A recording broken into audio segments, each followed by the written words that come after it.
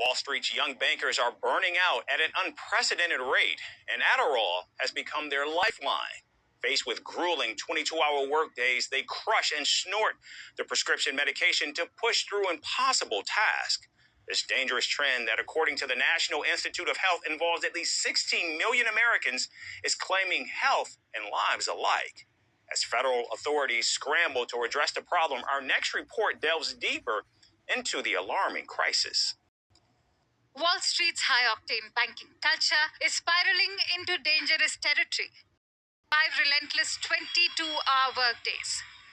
Young American bankers are snorting Adderall, a prescription medication for ADHD or attention deficit hyperactivity disorder. This alarming trend mirrors the cocaine-fueled Wall Street of the 1980s, but with a modern twist and far-reaching consequences. The stakes are sky high. Junior bankers openly abuse Adderall, with no one raising an eyebrow.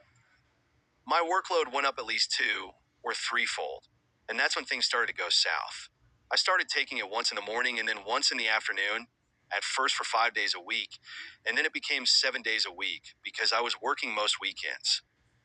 Some recount obtaining prescriptions after brief clinic visits, quickly becoming dependent on the drug to meet grueling demands. While others describe years of reliance, using stimulants to power through cross-country flights, back-to-back presentations, and shifts that stretch over 22 hours. It's a very core, integral component of my life, and to me, something that is a very, very important tool. For a couple of days of the week, it was very regularly a 20 to 22-hour day.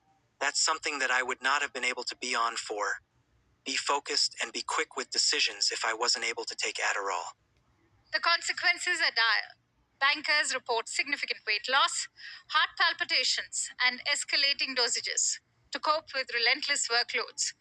Many leave their jobs only after recognizing the toll of addiction on their health and well-being. And in the most tragic cases, lives are lost. Globally, work-life balance paints a stark contrast. India leads the pack, its workforce exceeding 48 hours a week, followed by Turkey and Malaysia, with 47 and 46 hours respectively. Then China with 44 hours, Japan with 40 hours. The US with 38 hours a week highlights the dangers to manage the intense environment. Meanwhile, countries like the Netherlands and Norway average just 31.6 and 33.7 weekly hours, emphasizing work-life harmony. This global snapshot underscores the extreme conditions US bankers endure.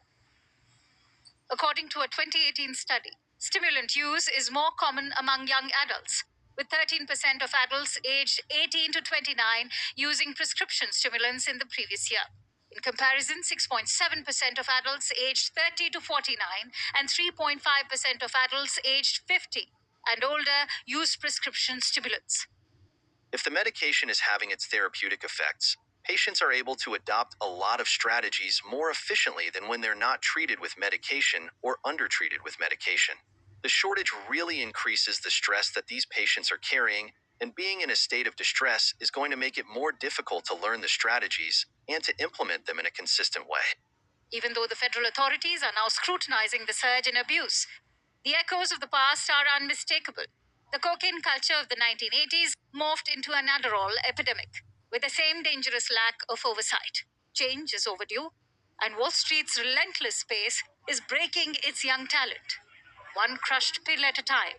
The question is no longer if the industry can sustain this lifestyle, but how many more lives it will claim before it is forced to reform.